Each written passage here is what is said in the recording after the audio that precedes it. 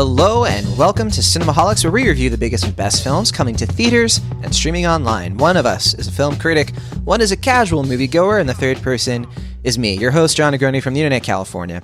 And on the show today, we have from the Internet, Pennsylvania. He is a pop culture writer for Cinema Blend. He's also a freelance film critic for The Playlist, Cut Print Film, too many websites to count. It's Will Ashton. Hello. And from the Broadband Basement, he is our sound producer and casual moviegoer, best known for successfully going 4+ years without seeing Thor: The Dark World or The Incredible Hulk. It's Soundmaster Maverick Hines. Wait, you didn't tell me you were going to slightly make fun of me as part of your intro again. I said successfully went in 4+ years. Yeah, it's not like those movies are really worth seeking out, Maverick. Yeah, fine, I'll take it. I'll take it. He just basically said you succeeded in not seeing very average films. Thanks. Yeah. It's my specialty. It's the best I could come up with. This week, we are doing a double feature episode, which means we're going to be doing 2 full reviews of 2 big wide releases. We're going to be discussing Venom. This is the latest Sony film. It's like an anti-hero spinoff of the Spider-Man movies. And we're also going to be talking about A Star is Born, the 4th remake of third remake, right? Yeah, you're right. Third remake. It's the 4th version. overall film. Yeah, the 4th time somebody has gone with this story that began in 1937. That is the Bradley Cooper and Lady Gaga film. And then after our double feature, we are going to be airing our exclusive interview with Joe Morton, legendary actor. He stars in a new show called God Friended Me. So you're going to listen to our conversation with him. He talked about some of his favorite films, talked about his career, and why you might want to go check out God Friended Me. We were going to consider talking about Hate You Give. We did a mini review for it last week. Will, you talked about it. But things kind of changed. It's now going to be hitting wide release on October 19th, the same weekend as Halloween. So we're going to be waiting to talk about that film, and we'll be focusing on Venom and A Star is Born instead.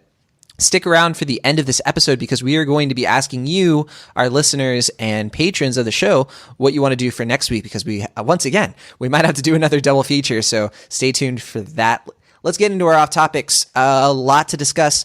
First of all, thank you all of our patrons who voted in our patron poll to decide how to do this week's episode. So if you didn't listen last week, it was between Venom and A Star is Born. We weren't sure if we wanted to do a double feature to talk about both films. We weren't sure if we wanted to, like, which one to do first, basically. And you all decided, and it wasn't unanimous. Interestingly enough, this usually tends to be unanimous. But thank you, everybody who partook in that. You voted for Venom to be the first review we do this week. And if you want to take part in our patron poll, just check out our Patreon. It's in the show notes. And Maverick, I think we have a new patron since last week. What about that? Yeah, we do. Thank you, Roman. I think it's Roman M, right? If that's, yeah. Thank you for making it so John can afford to feed me better meals from the basement. It's really nice to be upgraded from, kind of the old rice. Like I got a protein this week, which was good. So it's always good to be taken care of. Yeah, I really appreciate it. Yeah. If you didn't listen last week, Maverick made it. He put out the plea for some better living conditions, and thank you. Like a light switch. Just give me anything, Also, for all of our patrons, if you're listening to this episode, pretty soon you're going to be getting access to our newest bonus episode. We're doing our happy hour series, which is more like one-on-one conversations about relevant topics. And this week's happy hour is coming out later this week. It's called "Is Pixar in Decline?" That Pixar animation. It's such a fascinating discussion we had. We had a lot of input too. I had that conversation with TJ Wolsis. He's the co-founder of PixarPost.com. Also a dear friend. We talked about Pixar for a little over an hour. It was an awesome conversation. Everybody will get access to that episode later this week, but if you are a patron, you'll get it quite a bit early. So check out our Patreon to see our rewards tiers and how you can get access to that. Okay, and Will, speaking of perks, tell us about another bonus episode that we're going to be doing in the very near future. Yeah, so our patron DeWitt was able to request a film that he wanted us to review based on his very generous donation, which we talked about last week. Initially, it was going to be You Were Never Really Here, I believe, which is a film we both really like, and ultimately he decided to go with a different film, which is The Hateful Eight, obviously the Quentin Tarantino film from a couple years ago. So it's going to be interesting. I haven't seen that film since I first saw it back when it came out. Yeah, And, January 2016, I think, was when it hit wide release. December is, I believe, when I saw it. So yeah, that's I when think the December, screening started. Yeah, I think I saw it in December of 2015. So yeah, I'll be curious to see it again. I mean, I don't know how it's going to hold up at home. Actually, no, I think I've seen it twice already, so it'll be the third time I've seen it. Oh, nice. Yeah, I've only seen it the one time, and it was at the 70mm Roadshow. And so I am curious how it's going to play like on a smaller screen.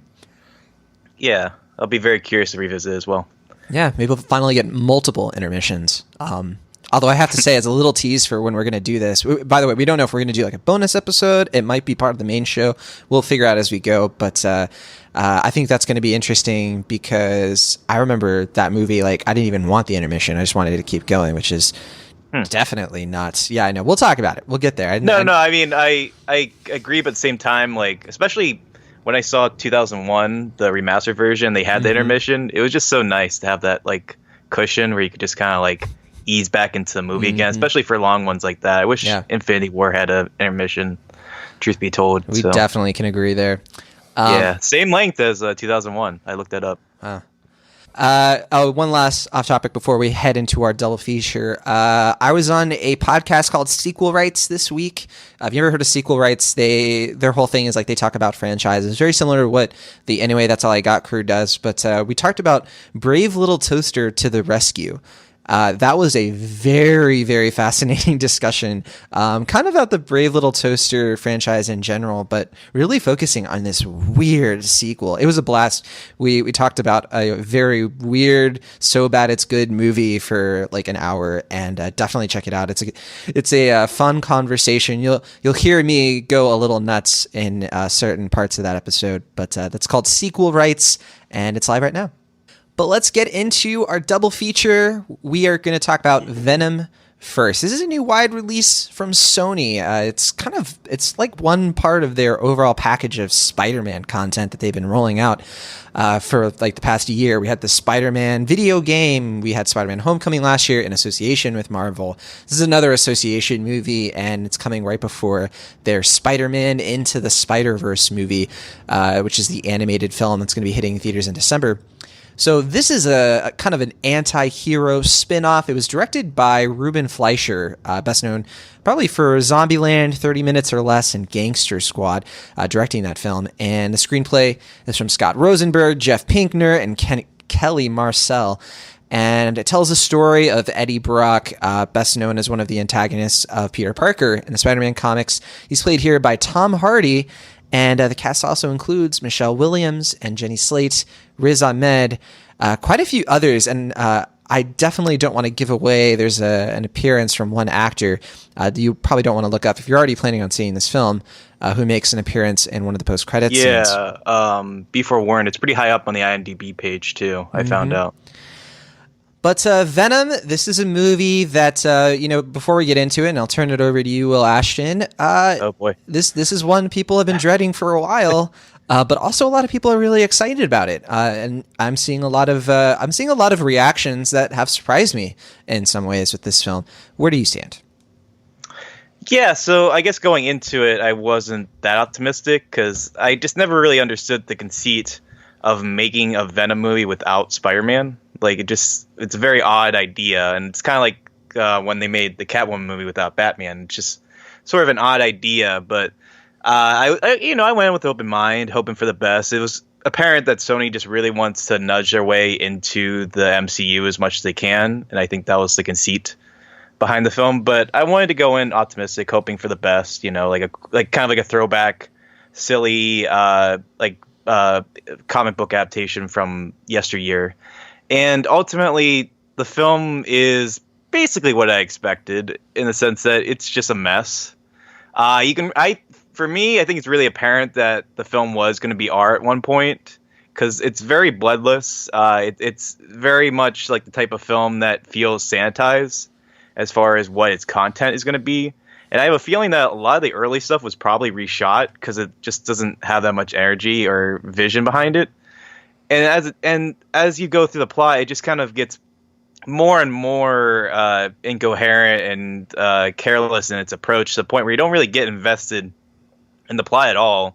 it's just your kind of typical body horror film without much of the horror involved. But the thing that kind of kept me, I don't know if it would be interested or engaged or whatever the word would be, is Tom Hardy's performance, which is just so weird and out there in a way that's kind of typical of him, but and also not very typical of him. It's a lot broader than his normal performances, and it's a lot more overtly comedic, which I would normally welcome, except I just don't really know what he was going for. I'm more just curious what type of film he thought he was making. Because I think he said that, like, all the takes he preferred or were not in the film. Like, this isn't really the performance he preferred. He said about 40 minutes were cut. Yeah, so I think that was the initial comment. Then he clarified that it was like, he didn't mean like certain scenes, but so much as like the way certain scenes were shot and whatnot were not how he would have liked the film to have been. So I'm very curious as to what he would have wanted this movie to be. And at the same time, I feel like that version of film would have been much more enjoyable because it would have more character and personality. But at the same time, I was regularly entertained by how ridiculous this movie is in a like fun, bad sort of way. But I think those sporadic moments of entertainment were, as I said, fairly sporadic. Okay, and So, yeah. all right, Maverick Hines, you saw this one with me, and I'm just curious. I mean, we've had a little bit of time to sit on it. Where do you stand at this point? Yeah. I don't know. I wanted this to be more, but I don't think I expected it to be anymore. You know what I mean? Like, I mean, John, you and I, like, driving to the movie, we're both like, man, we really wish we could be doing, I don't know, like, anything else right now, like, than driving to go see Venom at the moment. Like, I don't know, think either of us were very excited Like, In-N-Out's right there. Yeah, like, we could go anywhere. We have a car. We can go anywhere. See, I was kind of the opposite. I was actually looking forward to this in a fun, bad sort of way going in. Like, I was let's hoping, just see how yeah. ridiculous is this going to be. Yeah, and like I knew there was definitely some potential for it to be one of those movies where it's like it's so bad that it's entertaining and funny and stuff like that. And like I feel like this lived in this special little world where it was as bad as movies that can be so bad they're funny, but like it never got to the point where it was funny for me. So I don't know. Like I feel like a lot of the time I was just being like, wait, what? Like, is this happening? Like, what's going on? And I don't know, that this movie didn't really have anything or anyone to carry it into like forgivable territory for me. There was nothing that was like, oh, that was cool. At least there's that. Like, I don't have a lot to hold on to for, well, I really enjoyed this part or I really enjoyed that performance or anything like that. It's just like none of the characters made sense. None of the motivations made sense. Venom wasn't who Venom is, and like just none of it worked for me. You like the Venom comics, right? Like, yeah, I've read a couple of them, and like Venom's always been one of my kind of like my favorite. Like, as you guys know, I'm not the hugest like comic book nerd. You know, like this isn't my thing by any means, but like I've always been a big like Venom guy. Like I've always thought that was cool. Well, I have a question then. Do you prefer like kind of like the darker, grittier version, or like the more like overtly comedic version of Venom? Because I heard there's like kind of two versions of him. Yeah, I honestly like both because I think they both serve a purpose. Knowing I definitely lean more towards like the gritty kind of like darker stuff, right? Okay. So like this, this is definitely not that as far as the film goes, but like I like the comedic versions as well because I think they serve a really good purpose. And like, was it one of the first Spider-Man video games where like Venom is like messing with Spider-Man in a library and it's like really funny for like 10 minutes? Like I really enjoy that stuff. It's a really obscure random reference with no backbone, so enjoy that. Yeah, well, I mean, we should also reference that this isn't the first time we've seen Venom. I mean, he was obviously in Spider-Man 3, and I think people were willing to compare this version to that one. And I don't know, where do you guys stand on that as far as... Well, I'll let you wrap up your thoughts, Maverick, because... Sorry. I know... Maverick. No, that's all good. It's all good. I know that I'm being kind of weird and vague about it. I don't want to spoil too much or anything. I don't think we're doing a spoiler review, so I don't go too far into it. But it just wasn't there for me. And one of my biggest issues was, and Will, I think you touched on this too, is just Tom Hardy's performance was really, really weird. I thought it was weird how he spent like most of his kind of like his individual, scenes where he's talking a lot as just like this weird whisper talk voice that was really dumb and like didn't make sense for the context of the scenes a lot of the time. And I just didn't like it. Like he would be in a very intense situation and like do this funny whisper joke. And it was just like, that's not what? He's like a New York, Brooklyn junkie. Yeah, time. which is weird because he's supposed to be this like community hero, and he Right. was, like no one was ever excited to see him. He'd be like, "Hey, He's like- person I know." They'd be like, "Oh, hey, what's up, Eddie?" Hey, man. Hey, you have no charisma. You should be on TV. Yeah, so yeah, I won't ramble too long, but that's kind of where I'm at with it. Yeah, and we'll get to Spider-Man 3, I guess, but just kind of summing things up. I hate this film. I think this is garbage, and it's a nothing movie, and I despise it. Like, I absolutely despise the fact that they made it, the fact that Tom Hardy and Michelle Williams, who are two of our best actors, wasted their time. They could have been making something much better. And this is one of those films where it's like, a lot of my criticisms ring from probably Batman v Superman, the main one being the editing. It's a very incoherent thing where plot holes are just to be expected. It's that kind of thing. And I guess I've never been that big of a fan of Venom, especially compared to you, Maverick. I've always thought he's only very interesting, like you said, Will, like when Spider-Man is a factor. I think that he's popular because of his design, not really because of any storylines they've ever attributed to him. Eddie Brock has always just sort of been a foil to Peter Parker. And when I can respect the idea that you do something new with it. Like, I love the idea of like graphic novels that explore the Venom character and give him something new to do. But when watching this movie, it was like trying to make The Punisher and then kind of mix in things from better movies that just don't make sense to me. Like you said, the motivations don't make any sense, and also I see what people are saying. Like, they had fun with how bad it is. Like, one of those kinds of movies. I didn't have any fun at all, mainly because I just felt like the movie was begging me to laugh at it the whole time. Mm-hmm. Like, not the whole time, but really when Venom starts talking to him, and it just made me feel gross for like a movie that was like sort of wearing on its sleeve of like, in post-production you could tell they were like, okay, this thing isn't very good, so that they add in all this ADR to try to fix problems, probably from some early focus test screenings, like from little things, from like saying symbiote instead of symbiote. You can tell that they added that in post-production because people were complaining, rightfully. You can tell that I think they should have kept the original version. I think that would have made me so annoyed. It's really? It's like the last Airbender all over again. Yeah, it's I that was one thing I'm glad that they actually did, but like I'm more referring to things that they did to try to like wave away things of like what are Venom's weaknesses, and the third act, which takes like 5 to 10 minutes compared to the second act, which is like 30. And then there's such a disjointed mess in here that like I get some people are looking at it and they're like, yeah, but you can just laugh at it. You can have a good time sort of relishing in its badness. And I didn't, because there was nothing here, not even the bad stuff that I haven't seen before. Mm-hmm. There's nothing in here that was like different. It was all just other movies doing this way better. I would say if you're considering Venom, go watch Upgrade instead. Like with Lee Winnell's movie, the guy even looks a lot like Tom Hardy, Logan Marshall Green, right? Yep. That film is doing the only things in Venom that I think have any energy to them are when Tom Hardy and Venom, the symbiote, are actually like talking to each other, and but it's written so poorly. Whereas I remember an Upgrade, it was written so much better. It was so much more interesting and dynamic, and there was actually like a message there. There was actually like a tug, a push and pull. Here, it's lifeless. It's bland. Well, you talk about this a lot of like, you at least can appreciate when a movie like provokes a reaction from you. Like you feel like it has the courage of its convictions. It actually is taking a side on something. This to me reeks of nothingness. There's nothing here at all. And it's very sterile. Yeah. Yeah, and mainly because it's been hacked to pieces. And I'm really annoyed that this thing is making so much more money than it deserves to, because they just lowered down the PG-13 rating. You had a chance here to have an R-rated film that actually does what the poster is promising. The world has enough superheroes, right? You do an actual anti-hero movie, or just make him a villain. But we did that already, though. We had Deadpool. That's right. He's more of an anti-hero, and whereas like with Venom, you have the opportunity to do an R-rated villain movie.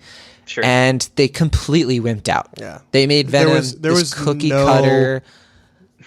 I'll let you finish. Sorry. They made a bad villain even worse, I guess. I was going to say, like, there was no, even kind of semblance of like an anti-hero. Like there was never an anti-hero in this movie. Like it was all like he was just like an angry guy, and then it was like, oh, it's a superhero movie, and it was a bad one. And like that's what really bothered me. It's like Venom is supposed to be this kind, like you said. And then the villain we do get, Riz Ahmed, again, another fantastic actor who is just squandered. Yeah. You know, is just this evil scientist to be evil.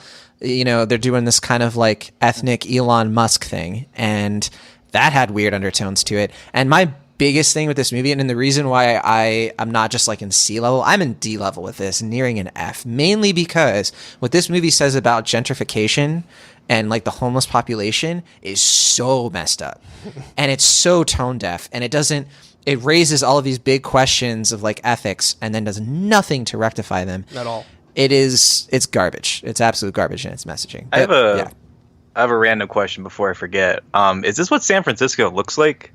Basically. Yeah. Really? Because it looked like sometimes it looked like New York, and then sometimes it looked like Atlanta. Well, that's San Francisco. I mean, San Francisco is a very diverse city. Like every neighborhood looks very different from the other. I mean, I know it's not like the Golden Gate Bridge everywhere. It's not like the Room, but like I just wasn't sure if that's what it actually looked like or not. That's pretty accurate. Yeah, they do. You can tell that they shot on location in some parts. A lot of parts probably. You can definitely tell some parts were probably Georgia, Atlanta they were doing. But they did capture the look and feel of certain neighborhoods. You go to the Tenderloin, it is kind of like seedier parts of New York. Yeah. If you go to, Pacific Heights, it's a lot like what Michelle Williams' apartment is like. The pier looks extremely different from downtown. But Ant-Man did a better job of this probably of like kind of capturing the vibe of the city. Here, it's just a little kind of all over the place, but I don't give it any faults for the location stuff. It's all just fine. I was just curious because I know you guys live there, so I wasn't too sure about the geography of the world. So totally. Glad you could clear that up. We've talked about the Tom Hardy performance. I don't know. I obviously really hate this film, but what's your reaction to that? I mean, what do you think of like the whole like people having fun with this movie? Do you think that's valid? Well, I don't know. I mean, I am somewhere in between you and the people who are having fun with it because I didn't hate it, but I definitely found myself more annoyed by it than not. Especially the first like third of the film, like the first 40 minutes were very annoying to me because it was just like you said, it's like very like sterilized. It's very like just going through the motions, nothing of character or note or vision behind it. It's just like studio expectations of what this movie should be. And then when Venom gets involved, I was kind of having fun with it. Like the restaurant scene, I was actually enjoying myself quite a bit just as far as how ludicrous it was and just how much it changed the pace of the film to actually have a little bit of life with it. And I think the first fight in the apartment building is fairly enjoyable. But other than that, like besides a couple weird things, like there's a scene with a dog and then there's a female Venom. I can't say too much more. And they're just ridiculous enough that I'm like, okay, I can kind of get into the bad area with this. But yeah, ultimately, I'm somewhere in between those two viewpoints of the film, I'd say. Yeah, I think at that point I was just so clocked out that I couldn't even enjoy the weird insanity of it. Sure. Especially like, I don't know, but the whole thing with I just want Venom Dog. That's all I want. Well, I got some serious Mask vibes there, but yeah. Well, I was gonna bring that up, but yeah, go ahead. No, I was just going to say, like, speaking of, like, Michelle Williams in here, I mean, it did sort of strike me so much as, like, you look at the movie Ant-Man, and it's easy to compare these two movies because you kind of have this, like, main character who's basically a good person who, like, makes some mistakes, right? Ruined relationship with a blonde woman who starts up a relationship with another person, and they all sort of get along for some reason. And you have, like, kind of the Ant-Man setup. It's even in San Francisco. But like I feel like I understand and know so much more of the Judy Greer character in Ant-Man than I do the Michelle Williams character because she is there's nothing you really just don't get a sense of like who she is, what she wants. It's just it's like that trope of like we know her job title and her name and the fact that the main character she's like his object of affection. I would say they're about equally lacking in development, but yeah, I definitely agree that Michelle Williams, she deserves so much better than this. She is such a talented actress. Like you said, she is easily one of the best actresses working today. And like just a stock girlfriend character, come on. Has she been in a franchise that has... I believe it's her first time. And to her credit, I think she Oz said the Great and Powerful. And yeah, that's true. And she was actually pretty good in that one from what I remember. But I think she said that she wanted to do this to like kind of earn a little more like money so she could like produce some other projects like indies she wanted to do. Yeah. Which I think is really commendable. But the sad thing is that she might get strapped to this franchise for like 3 films, which is a shame. I don't see her coming back for the next one. Poor Jenny Slate is so just she's not good in this. I love Jenny Slate. I love Jenny Slate so much, and she's just like she looks so confused throughout this whole movie. I could not get over it. She's like the head scientist, right? She's supposed to, and then she's like also, hey, your interview's in 5 minutes. You're not a secretary. You're like the head scientist. Act like it. Like, why is this movie relegating her to? It's just little things. It's little things like that I was like, this movie it feels like it was made in 1999 and not 2018. I mean, it baffles the mind. The fact that he lives in San Francisco, unemployed for 6 months, and he has that apartment. How do you afford? Even if you worked in like entertainment and all that, he was living with somebody else, by the way. Like, rent for that apartment in San Francisco. He was living with a lawyer. That's like who was probably paying most of his rent. Right. That apartment he was living in easily would be about $5,000 a month. Yeah. And he was like, "Here, take a 20." At the lowest, it's $4,000 a month. Like, for a studio, though. Yeah. Like, that wasn't even a studio because he had a bathroom in there. Yeah, it was nicer than the apartment we live in right now. Like, you just no. Like, this is that was just absurd to me, and like that was one thing I couldn't get over. But it did feel like they had to have it that way. He also lives next to somebody who lives alone. It's like, forget that. Like, this dude has 6 roommates. None of them speak English. Yeah. I want to see that movie. Yeah. That would have been hilarious. Him going through Venom transition in a room full of software engineers, being like, "Can you keep it down? I'm trying to survive, please." That's San Francisco, and like you have an opportunity there because like they raise gentrification up. Yeah. And that's such a real issue that's actually affecting people. The homeless population in San Francisco is such a big deal, and this movie jokes about it. And then when they sort of make it the plot line, they basically say the symbiotes can't survive off of these people because they're not as good as like these healthy people. Yeah, like healthy, come on, strong people. It was so insulting because it's a real problem for us, and like for a comic book movie to dip its toes in that, I was very, very annoyed. Venom's just a gold digger, man. He just wanted a rich, healthy white guy to bond with. Sorry, Will. We've just been yelling and kicking and screaming. Let's get into our final thoughts. I want to hear from the level-headed Will Ashton on this one. Yeah, so I mean, you brought up the mask, and that reminded me that I think there are 2 ways you could, if you had to do a Venom movie, which Sony apparently thought was a necessity. If you had to do a Venom movie, there's like 2 ways of doing it, right? There's like the massive version you're talking about, right, where it's like kind of goofy and over the top and silly, and like he kind of takes on this alternate persona and he goes wild with it. Or you can do like the body horror, like David Cronenberg-esque way, which I think would have been more fun, especially if they had made that in like 1999 or like 2004, wherever this movie feels like it's from. It's the first movie I've seen in IMAX in a long time that actually matches that really dated IMAX intro. Yeah. Oh yeah.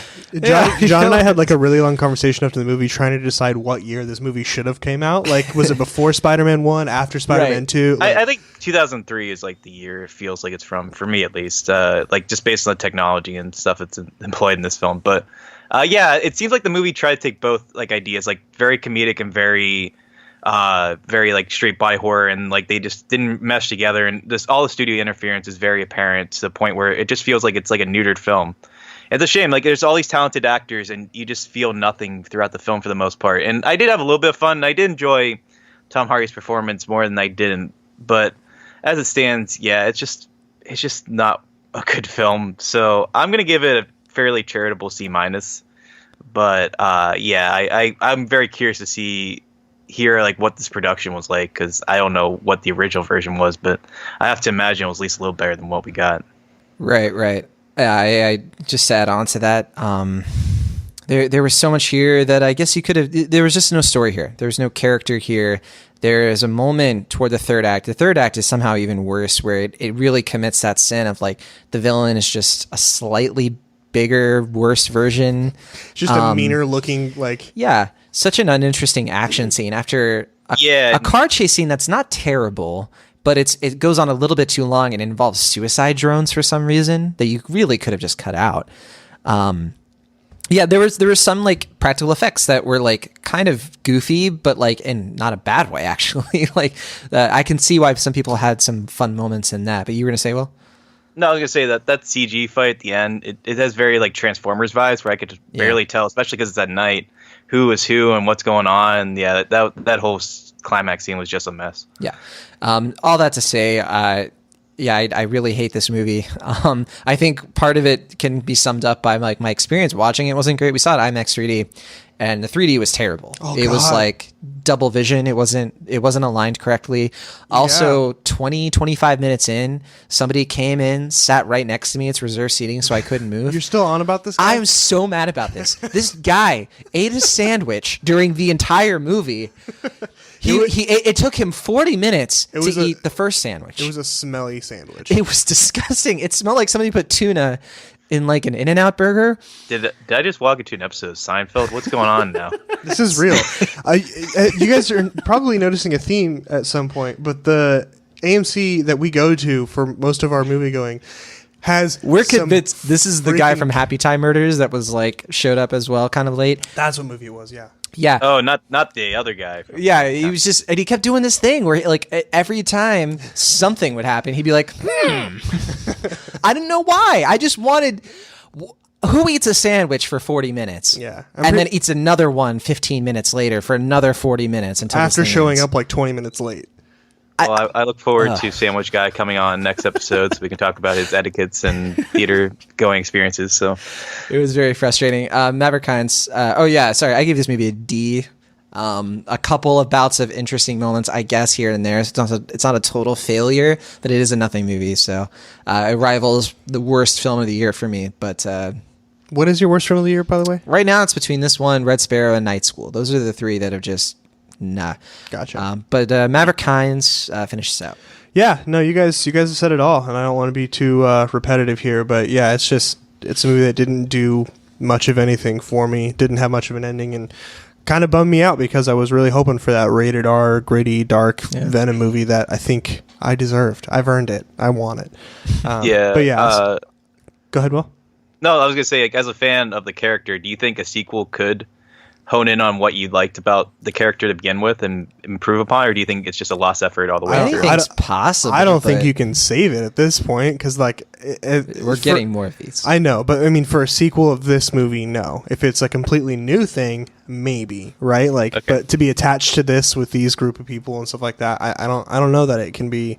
Unless they have a new director who's going to write an entirely new script, and we're going to have an Eddie Brock that's nothing like the one that we got in the first movie, right? Like, I feel like it's kind of after we mentioned Incredible Hulk at the beginning of the show. I mean, you recast and then you move on, and then it's sort of canon, but you just keep going. Well, that's basically the thing. I don't necessarily think you need to recast Tom Hardy. Like, sure, but I think he could do it. Yeah, well. So like a Deadpool kind of situation where you like do a redo, but you have the same actor.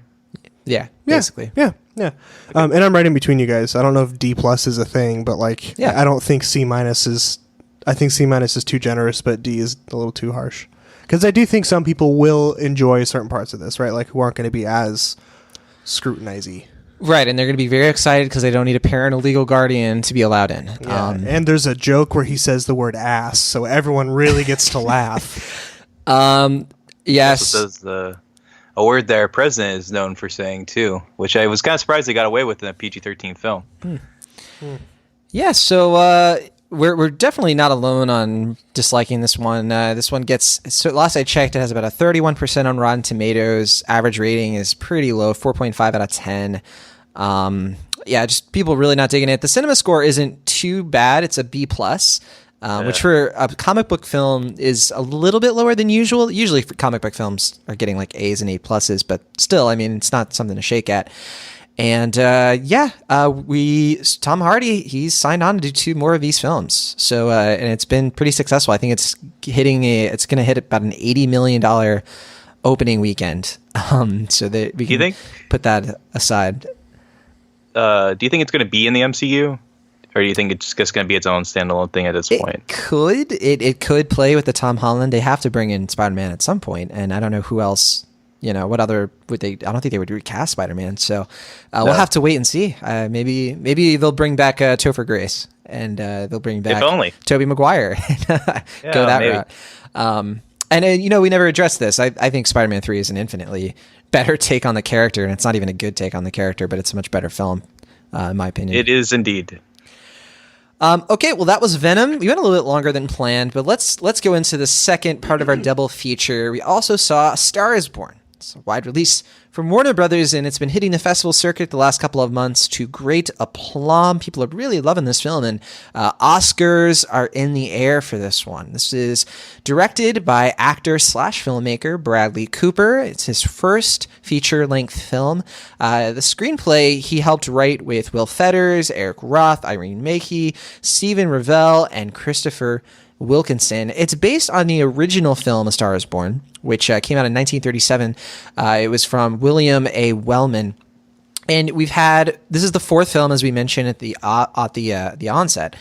And a lot of people have compared this very much to the 1976 version. So just to go through it, there was a 1954 version with Judy Garland and was it James Mason? And there was a 1976 version with Chris Christopherson and Barbra Streisand. Now, the first two Star Is Born films. Well, wait, wasn't there a 30s version? That's the original one, right? I mentioned that one already. Okay, sorry, my bad. That was the William A. Wellman version. And the first two, the 1937 and the 1954, really focused more on actors. It was more about like people who make movies, the story of like, somebody who's sort of a veteran actor kind of on the decline finds a talent that's on the rise. It's like a tragic love story kind of film that they've done ever since the first one. The first two really focused on actresses and actors who were movie stars. It was more about Hollywood and all of that. And part of the reason is because back then those films were musicals for the most part. Judy Garland, for example, in the 1954 version really, really lays on that dynamic of like what it's like to make a film. But then in 1976, they changed it up because, by the 70s, musicals were really, really like on the way out. They really weren't as big as they used to be. And so it was more about an aging rock star. Played by Chris Christopherson. I forget the actor they were originally supposed to have play for that. I think it was like a Robert Redford, that kind of thing. And Barbra Streisand is in that as well, of course. And it's more of like, concerts, stadium concerts. And it's more about musicians dealing with fame. And so a lot of people have compared this new one, this 2018 version, with the 1976 version because they both are, it's like that one, it's about the aging rock star. But I have to say, I really think this film borrows much more from the 1954 film. Maybe we can get into it, but I consider the 1976 film to be just bad. I don't think it's a good movie. I don't think it's a good way to adapt this material. But I think the 2018 film does it much better. It really feels like a real remake of the 76 version in that way, probably. But again, I think that there's much more of a respect and admiration for the Judy Garland version. I rewatched the 37 film, the 54 film, and the 76 film this week. So I have it all pretty fresh in my head. But Will Ashton, that's quite the lengthy startup. And I should say, of course, Lady Gaga stars in this with Bradley Cooper. A lot of original music in here. What do you think? What do you think of this film and how it's playing to film critics and audiences right now? Yeah, no, I wasn't really sure when it was first announced what to make of this film because obviously we hadn't known what Bradley Cooper could do as a director. I wasn't really too familiar with the original versions of Star Is Born before I saw this one. And it wasn't a sure thing. And then when the early buzz was coming in, it was like, oh, yeah, no, this is going to be really good. I was pretty excited, but I kept my expectations fairly moderate just because I don't know, there's always a part of me, a nagging sense. I was like, is this really going to be that good? Like, is this really going to live up to those expectations? And sure enough, I believe it did. I don't know if this is going to be a type of film that has like a La La Land type backlash. I hope it doesn't, but I can see it being the case. But as it stands, I really was floored by this film. Especially, I think Bradley Cooper, both as an actor and director, really stands out here. I mean, you could tell from his directing standpoint, he borrows from a lot of the directors he's worked with before. You could see some Cameron Crowe in here. You can see a little bit of Clint Eastwood. You can see Todd Phillips, who was a producer on here. You could also see David O. Russell in a good bit, as far as the movie's kind of free-flowing improvisational feel. Some But I think James Gunn, perhaps? Just joking. No, I didn't really see any James Gunn, truth be told. Total but, joke.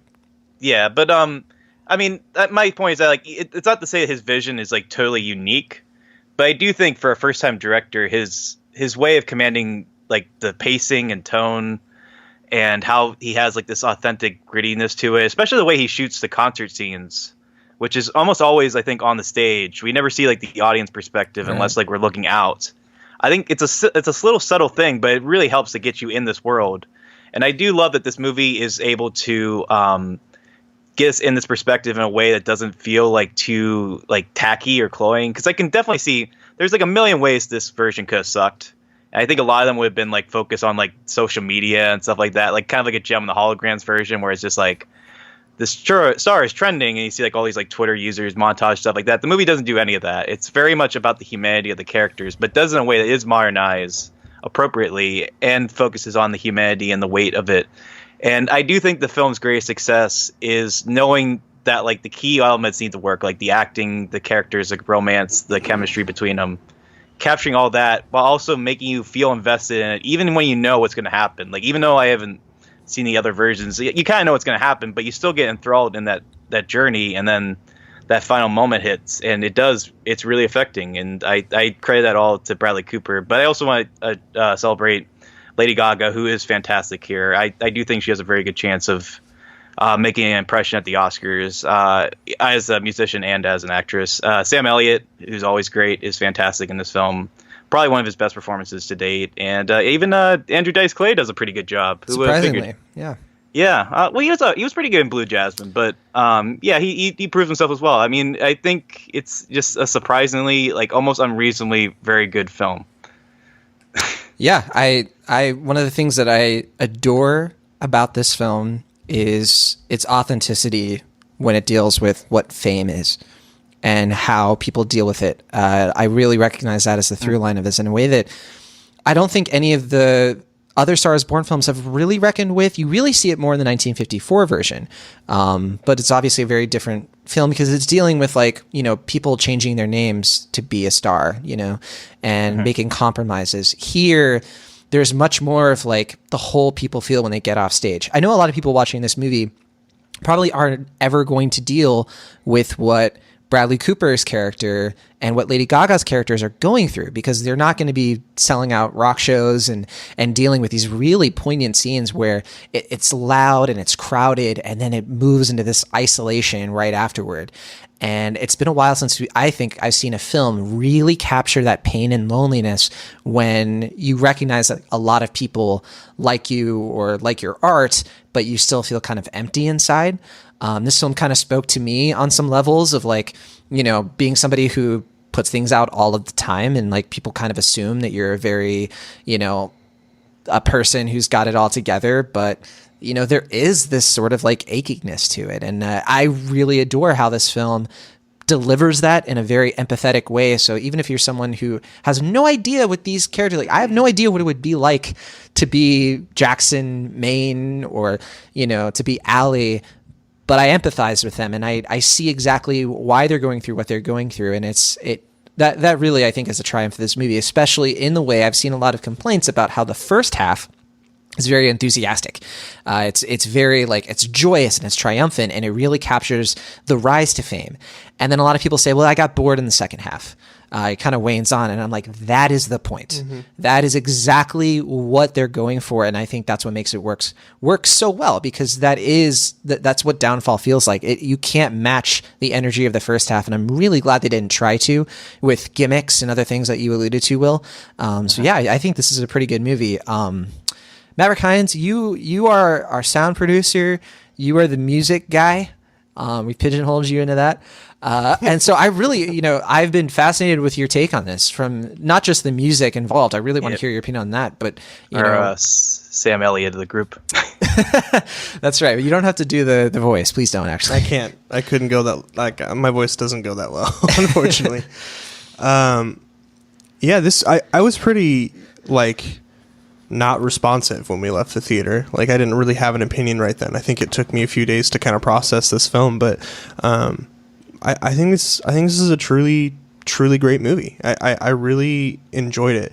Now, this isn't going to be like, I don't know. It's hard to I don't have a comparison movie, but this isn't going to be something where I'm like, holy cow, this was so great. Let's watch this right now. Like, I want to sit down and watch this movie, right? Like, I don't really have the biggest desire in the world to like rewatch it right away. So it's not that kind of movie where I think it's great, but I think you said a lot of it well. I think the way that this film represents the music industry as a whole, I think is great. You know, this kind of like, I the stuff I want to talk about, I might give stuff away, so I'm trying to be careful here. But just this kind of like, you know, we see two sides of it, right? We see this kind of shallow, empty, like, let's just make this person a star, ha ha ha, like pop culture music. And then you see kind of like the entitled, pretentious side of like the true rock stars, right? And I love that you see these different levels of musicians and stuff like that, because I don't think a lot of people understand how different it is to be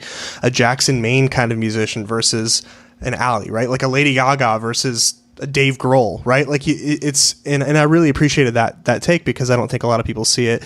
And obviously, you know, I thought the music was great. And, you know, my biggest complaint from like Smallfoot a couple weeks ago was like, I was critiquing chorus and verse transition, right? Because like I was getting way too into it. But like this music was great. And the most important for me about the music was like, I think in movies about rock stars and stuff like that and about musicians, the music often can be good, but it's never consistent, right? Like in the beginning of a movie, we have a rock star who does this music, and by the end of the movie, he's a country guy, and no one ever talks about that change, right? Mm-hmm. And I love that.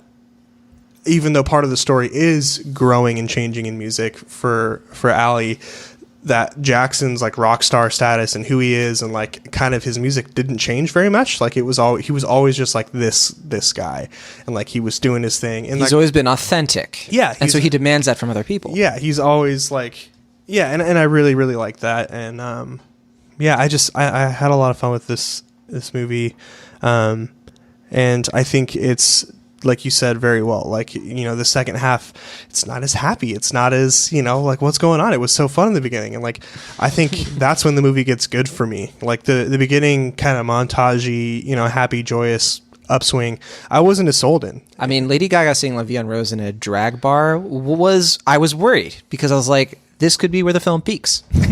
And fortunately it wasn't. Yeah. Bradley Cooper's performance was fantastic. I think he did really truly great. Lady Gaga was surprisingly good. I knew she was, I mean, like you can't deny her that's talent. How good she is. Yeah. We weren't expecting a bad performance, but how good the performance is, it's still surprising that she has the range that she has. Yeah. And that's not what I was going to say. What I say is like, I had no doubt in my mind that her music, you know, her music scenes were going to be fantastic. She's one of the most talented singers and musicians like doing things right now. She's phenomenal. But I thought her acting performance was also really good, and I'm glad that she kind of took this leap. She talks a lot in like when she's doing interviews about this, about, you know, one of the lines is like, Jackson Maine says, "You just gotta trust me," and she said Bradley Cooper was just like, "Just trust me and I'll do this for you." And I think it really paid off, and it seems like they've kind of got like a good friendship going now because of it. But I think she did really good in this movie. Yeah. Well, you mentioned, you know, there's a vision here, and I think that's the first surprise. You know, it may not be the most unique, but I have to echo what you're saying, because just the fact that this movie has the courage to repeat a song that came up in the first half, just to sort of demonstrate the tedium of like always doing the same thing. Mm-hmm. Right, which is I think it's a carryover from the 70s version, to be fair. But I agree. The 70s version is so bad though, because the 70s version does not have it does not have a likable main character. He is just a terrible person, and he's toxic, and he's so vain. Like all of the moments in here that you should understand. And I don't think any of the Star is Born films have done a good job of justifying why the main guy has a substance addiction. Here, there actually is a purpose behind it. Yeah. Yeah, I mean, I think it does a very good job of getting that key element, which is make us sympathize with the male lead above all else. I mean, just really getting to know him on a personal level without making it like cloying or like overly sentimental. Like you really understand him as a person. I think that's it's really a great triumph of the film. Yeah. So, but keep going. I'll say with that is like, not to give anything away, but the final moment that you kind of mentioned, I think works here much better. You can't really, it's hard to compete with the showstoppers of the 1954 version. The film is a gem. I recommend everybody go check it out. It's probably the best of these films. But my goodness, like this all on Filmstruck. All of they are now all on Filmstruck, including the 37 version, which is very good as well. But this one has a set piece in it. Yes, it's absurd. Yes, it doesn't make any sense that it could be possible that they could improv this song after knowing each other a day. But it is such a feel good moment that, you know, the intensity is matched by the enthusiasm of the actors, and it's just a thrill to see. I'm glad that the trailers really, you know, gave us that sell, because the come down is worth the rest of it. And I do think the final moment is probably the best balance between, you know, Jackson Maine and Norman Maine and whatever. All of these characters, you really have to balance a tough dynamic of, like, is what they're doing noble? You know, is what they're doing a good thing, or is it a bad thing? And I think this film's final song, you know, wraps up so well that I think, you know, it almost feels like a remake that makes the 54 and 37 version even better in my eyes. I feel like they all kind of fit together even nicer than before. So I really appreciate it on that level. Yeah, no, I mean, I think the greatest tribute of the film is that it feels like not only like a really good film, but like a really good cover song. Like you get what was so great about the original version, but it makes its own thing. Like they're able to take all these elements that were successful or not in the other versions and just kind of mesh it, but also be like Bradley Cooper's own film. Like he was really involved with all the elements of the film. Obviously, we mentioned that he's a director, the actor, he co-wrote the film, but he's also very heavily involved with the actual music. I think he wrote a number of the lyrics and was like very involved with making the music as good as it is in the film. And you get that very like homegrown effort from it. The music was recorded live. Oh, was it? Yeah. It was all original. All the music, the way they even do like songs that you've heard before was original, and it's actually him singing and Gaga sure. Singing. I mean, he's actually a really good singer. I was not expecting that going in. So I think you just get this very intimate and very like personal homegrown film that had like, there's so many versions, like I was saying before, there's so many ways this could have sucked. Like, there's so many ways it could have been like a redo that doesn't have any personality or heart to it. But it's clear that Bradley Cooper really put his all into this film. He wanted to make a really good version of the story and pay his respects to a great talent with Lady Gaga while also showcasing himself. And I think it's one of the rare times, and I was trying to think of other examples of this, where I think an actor gives his best performance under his own direction, especially if it's his first time directing, which is even more impressive. The only other time I can think of off the top of my head where that's happened is Orson Welles. Now, I'm not saying this is Citizen Kane, but I'm just saying that, like, I mean, that's a hell of a feat for Bradley Cooper. So, yeah, I really want people to check it out. I think there are going to be a lot of people who check it out. I feel like this is going to be like a Greatest Showman type hit where people are going to keep watching it over and over again. It's going to stay in theaters for a while. And I'm happy for it. I mean, it's really, like, it's our biggest award contender, I think, right now, and deservedly so. I'm really excited for people to check it out. And what's your grade? Oh, sorry, A-. Wow. I definitely think it's one of those crowd pleasers, but with some meat to it. You know, it's a crowd pleaser in the sense that I think it should be. You know, I've said a lot already, but the last thing I'll mention is I know some people have had issues with, you know, this one being yet another like pop music is bad and Americana / country that's the real stuff. You know, I didn't really get that vibe. I think that they danced the line pretty well, because it was less about him criticizing the music and more criticizing, you know, Ally in this movie, Lady Gaga, criticizing how she was not really being authentic, how she wasn't really performing the music that she wanted to perform, and sort of that back and forth, because she obviously doesn't feel the same way.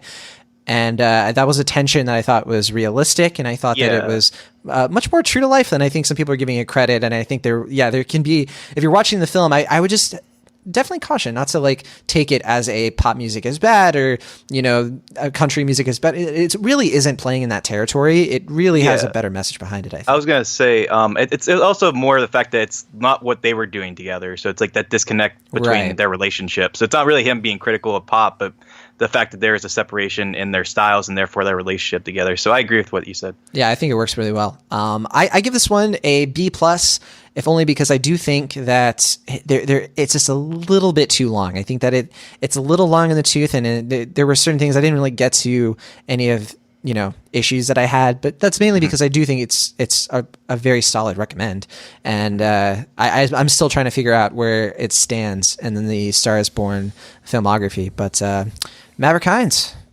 Yeah, I said a lot. I talked more than normal on my original review there, so I don't want to go on too much here. Like I said before, I was really impressed with Bradley Cooper's performance and the representation of kind of the music world, and I just enjoyed this. It's obviously, I'm not like jump from rooftops. It's not my favorite movie of the year by any means and stuff like that, but I have to appreciate a movie with some good music and like true musicians doing music for the movie. Like, I gotta have respect for that. So I'm right in line with you guys. I'm also a B+. Awesome. All right. Well, as we kind of alluded to, we are not alone. This thing's doing pretty well. Last I checked, it has a 91% on Rotten Tomatoes, average rating 8 out of 10. People are loving the film. It's got a cinema score of A, pretty high, and critics definitely like it. And I think that, as you mentioned, Will, it's going to have a lot of play in theaters, and it's going to do well. It's probably going to hit about 30 million, could hit as high as 40, but that might be a little generous for this opening weekend. But either way, 30 million, very great number for a film that probably didn't cost all that much to make. Probably something like the budget was probably about 30 million, 30 to 35 maybe. Yeah, it's a rare studio mid-budget film. Right, yeah, they definitely put effort into it, I guess, is the takeaway from that, and definitely shows. So that's A Star is Born, and it's now playing in theaters. We didn't mention Dave Chappelle is in this, but kind of a muted role. He doesn't do too much, but it's not bad. He wasn't in it as much as I was anticipating, but he did a good job. All right, well, that'll do it for our double feature, and we're going to just air our interview now with Joe Morton. He is the legendary film actor. He's also been in theater, TV. You've seen this guy everywhere. He is definitely a veteran actor, and I had a very awesome conversation with him. We talked about his new show, God Friended Me, on CBS.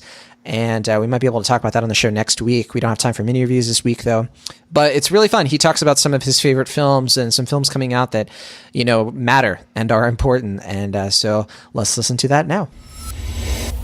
So first of all, your new show is about to come out. A lot of people listening at this point will have the chance to go check out God Friended Me. So in case somebody's listening who hasn't heard of this show yet, or maybe they heard of it and they don't know what it's about, can you just give us a really quick elevator pitch? Something that really lets people know what they're in for. God Friended Me is a show that concerns itself with social media. The idea that an atheist gets a friend suggestion on his Facebook page from an account called God that tasks him to go off and help other people in order to find the connection we all have with one another. That sounds very interesting. It also sounds very scary to me, somebody who uses social media. So how do you hope that this show is going to come across then to people of different faiths and backgrounds? I understand the creators have different backgrounds and faith as well. Absolutely. My hope is that what it'll do is it'll break down all those barriers, that it actually will expose the idea that if we help one another and we go around under or through the barriers that we think exist between one another, that what we'll discover is that we're actually all connected, and that those connections get stronger and stronger the more we attempt to help one another. So it sounds then to me like you think it doesn't matter if you're an atheist, if you believe in any sort of religion, that you're still going to enjoy this show. Exactly right. The thing that a Christian, a Jew, and an atheist have in common is that they all have a belief. I'm glad you brought up, too, the fact that we definitely live in divisive times. Just sort of feels like everybody's at each other's throats. So what do you think specifically a show like God Friended Me, what do you think it can say or do in this current climate, considering just where the culture's at? Well, I think at least it can start a conversation. It can make people think, wow, what would happen if I decided, instead of saying, let's build a wall and keep the Mexicans out, what would happen if I actually had a conversation with someone who needed a job, who was from south of California, and how can I help that person? What do I have in common with that person? Maybe I have a job. Maybe I can help them get a green card. Or if, like I say, if I'm a Christian and you're an atheist, how can we talk to one another to understand how we both can coexist peacefully and helpfully in this world? That's interesting. I want to hear then more about your specific role in the show and maybe how that plays a part in that. So you play a reverend. You obviously, a very different character than Brandon Michael Hall's character. So can you tell us a little bit more about that role, the process of it, and how does it fit into the overall story? Well, I mean, I think that, again, he's an atheist. I'm a minister, so that's the obvious conflict. So for those two characters, just on that subject alone, they need to figure out how to accept one another, not how to sort of battle with one another. When he was a young boy, his mother died in a horrible accident after he thought she was going to survive cancer. So he grew up thinking at first that God was cruel and then decided that God was not cruel, he just didn't exist.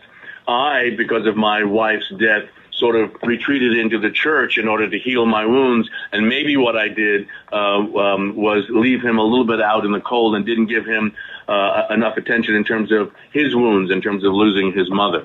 So it's a father and son trying to reconcile really all of those very, very personal things that happen inside families. I love that. I think it really fits what you were saying earlier. They're kind of on equal ground, even though they're coming from different places. So I hesitate to ask you this. I've been following your career basically my entire life. You're a legend in my eyes in TV, film, theater. So I hesitate to ask you if did anything really surprise you, with this new show, this new project? Are there still new things that you are learning today with God Friended Me? Well, I mean, most of my career has been playing basically good guys other than Rowan, and trying to figure out ways of presenting black male characters in very different sort of guises, if you will. And this is a kind of character I've never played before. I've never played a minister before. I've never sort of dealt with a man who has his own church, a very, very large church with a very large congregation. So I began thinking, so what kind of individual is that? I mean, what, if any, is that kind of ego? And are you allowed to have an ego if you're a minister? So all of the above. I mean, I think that, those are the challenges that are presented to me as this character that, if I believe in God, my son doesn't, do I start off thinking he's absolutely wrong? Or do I have to think, well, wait a minute, if the Bible sort of says we have to accept everyone, how do I do that with someone who has a completely different belief system than mine? Yeah, I can definitely see where a lot of people are going to find some relatability no matter what they believe. And so I totally agree with you, going back to what you said about everyone has a belief. So I should say, on Cinemaholics, we talk a lot about television basically every week, but we obviously focus on film. So I have to know just a little bit more about where you're at with the films of today. What are some of your favorite films that maybe have come out in the last year, 2018, maybe in the last couple of years that have stood out to you and maybe kind of fit this overall story that you're talking about? Well, I mean, I think, you know what, it's the film that won Best Film last year, not La La Land, Moonlight. Yes. What was great about that is, in the African-American community, being gay is not a very acceptable thing. And I thought that movie was enormously brave in terms of its subject matter and in terms of the two gentlemen who were kind of the leads in that movie. That really struck me. I really loved that movie a lot. I loved Black Panther for lots of reasons. Purely from a mercenary standpoint, to have a black film that's that big, that made money, means other black films like that will be made. Because the myth has always been that we don't make that kind of money outside of the country. And that movie made a lot of money. 12 Years a Slave, Selma, those kinds of movies in the last couple of years are the ones that have really sort of caught my attention and illustrate a kind of progress, racial progress, that happened in this country. These are the kinds of films that were not available for black actors when I was coming up. So it's great to see this kind of progress. All right, and I just have one final question for you. I really want to know, messages and morals. That's something that I clearly see in God Friended Me. So if there's one takeaway that you want people to get from your show, once they've really gotten into it, once they've seen it, what's the one takeaway that you can just sum up for people? That whether you want to believe it or not, we are all connected, and that as one thing falls away, we all fall away. That that it's untrue that if something happens on the other side of the world to a particular individual, that it has no impact on you. All right. Before we close out the show this week, we're trying to figure out what to do for next week because we have another potential double feature. So the two big films coming out are First Man from Universal and Bad Times at the El Royale from 20th Century Fox. Now, First Man is it's from Damien Chazelle, Whiplash, La La Land. I mean, this guy is one of our, up and coming directors in quite the big way. And this is the Ryan Gosling film about Neil Armstrong. This is going to be competing with Bad Times at the El Royale, which is from Drew Goddard, who's like our genre filmmaker who is so beloved. I mean, Cabin in the Woods, Cloverfield, The Martian. I mean, this guy, he's written these films, I should be clear. He's directed and written Bad Times at the El Royale. And this one's Jeff Bridges is the main actor here, Cynthia Erivo, Dakota Johnson, John Hamm. I'm having a tough time. Will Ashton, what are we going to talk about next week? Now, we're going to leave it to the patrons. We're going to do a patron poll. If you want to see this as a double feature, what do we talk about first? But where are you at this point, Will? I mean, which film are you most looking forward to? I don't know. I'm really looking forward to both of them. I see First Man on Tuesday, so I'll see that one first. And I guess technically, if I don't know when I'm going to be able to see Bad Times at El Royale, so I'm championing both of them, but First Man might be a little more convenient for me as far as scheduling. Right. Well, definitely, I think in some way we got to talk about both of these films because I just think that they both look like they're worth our time. But I do expect the patrons to vote for Goosebumps 2, Haunted Halloween from Sony. That is coming out as well. This is the sequel that I really have no interest in. I don't plan on checking this one out at all. Were you going to check it out, Will, or are you in the same boat? Yeah, I'm not checking it out. Okay. One limited release, though, I am interested in seeing is The Oath, from Ike Barinholtz. He directed, wrote, and starred in it. Tiffany Haddish is in that one as well. I really want to see it. I mean, Billy Magnuson is in it, John Cho. It's really great cast. It's kind of like a political Thanksgiving movie, but it's not a priority, but it's hitting kind of like a limited / wide release because it's in like 1,000 theaters. And then Beautiful Boy is going to start rolling into theaters. This is the Amazon Studios film with Steve Carell and Timothée Chalamet. If for some reason you don't want to see First Man, you don't want to see The Oath, you don't want to see Bad Times at the El Royale, and you happen to have Beautiful Boy playing near you, this one might be worth checking out. Although the reviews, I don't think they've been much more mixed than I personally anticipated, but kind of in line with the festival circuit. So that's what's coming out next week. Once again, we'll be putting out our patron poll shortly. Let us know what you want us to talk about. If you're a patron of Cinemaholics, or if you want to become a patron of Cinemaholics, check out our Patreon in the show notes. You can also find our social pages, our Facebook and our Twitter. Don't forget, if you love Cinemaholics, leave us a review on Apple Podcasts. And if you have any feedback for us, you want to hit us up, you can email us anytime, cinemaholicspodcast@gmail.com. And with that, that's it for us this week. From the Internet California, I'm John Agronu. Yeah, for the Internet Pennsylvania, I'm Washington. From the Broadband Basement, I'm Maverick Hines. See you next time.